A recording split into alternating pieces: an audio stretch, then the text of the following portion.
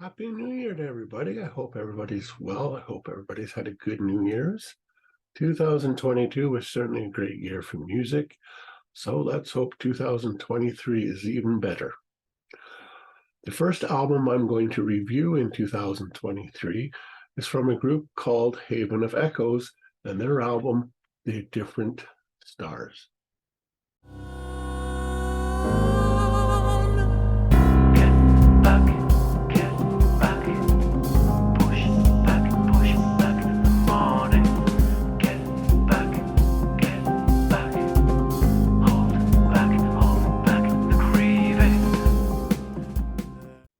Let's talk a little bit about the group. The group consists of multi-instrumentalists Andreas HACK, formerly of a German progressive rock group called Frequency Drift, who has joined forces with vocalist Paul Sadler, formerly of a British prog death group SPIRES. And The Indifferent Stars is their rousing debut. While you might say the music is on the lighter side, but there's an enormous emotional heft to The Indifferent Stars with their essential lyrics reflecting on love, religion, death, and other topics that we as humans have a hard time dealing with.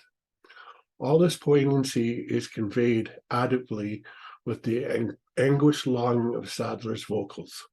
He's got a real unique voice, and it fits this style of, I want to almost call it cinematic progressive rock, because that's kind of how it lends itself to be. And like I said, his voice just fits it so well. Siren Song opens The Indifferent Stars, and straight away, you know you're in the safest of hands.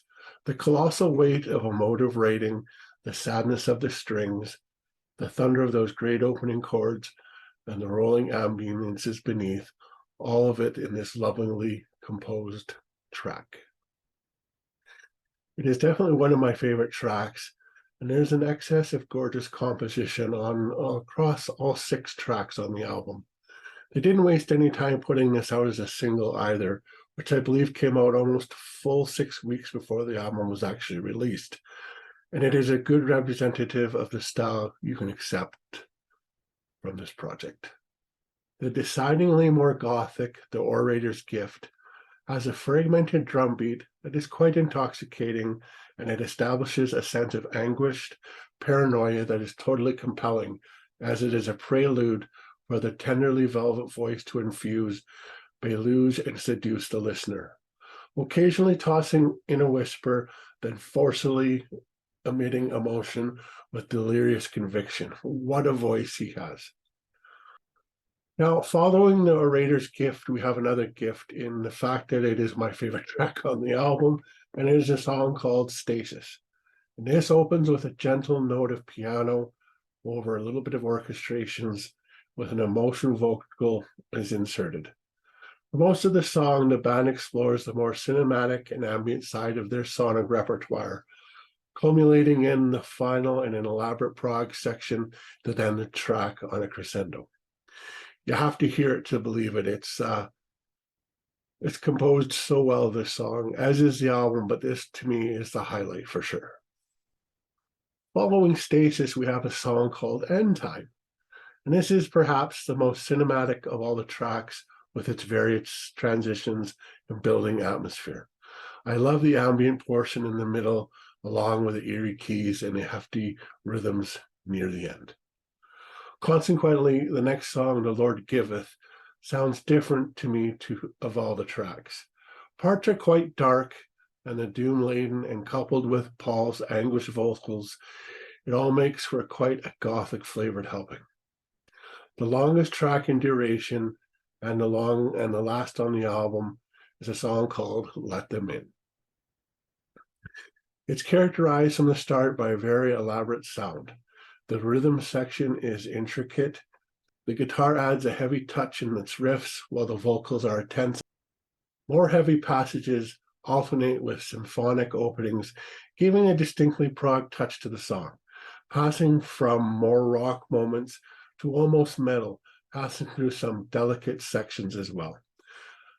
An epic track that shows all the techniques, both compositional and how they are executed by the band, resulting in an engaging listen from beginning to end with an intensely closing, excellent listening pleasure and experience. Haven of Echoes has delivered one of the most exciting works of melodic progressive rock this year, and there's definitely a potential here for them to become one of the genre's leading lights. Certainly these guys deserve the real commercial success that previously has eluded them. The Indifferent Stars is a gorgeous work, one forged in the heart of a collective of dedicated musicians whose dedication and passion knows no bounds. Here is a very beautiful album that I advise you to discover as soon as possible in any case. For all those who love and appreciate beautiful music with beautiful melodic and light passages, but also great progressive moments, this is the album for you. And as a final rating, I'm going to give the album a 90%. And as usual, I'm going to show you the album, the physical copy if I have it. There's the front, there's the back. There's with the guys in the group there. Let's take the CD out so you can see the artwork back there. It's kind of neat. Sorry about the glare. And show you the CD too. Right, check these guys out. Go to their Bandcamp page, and support them. You won't be disappointed. See each other in the next review. Thanks, guys. Bye-bye.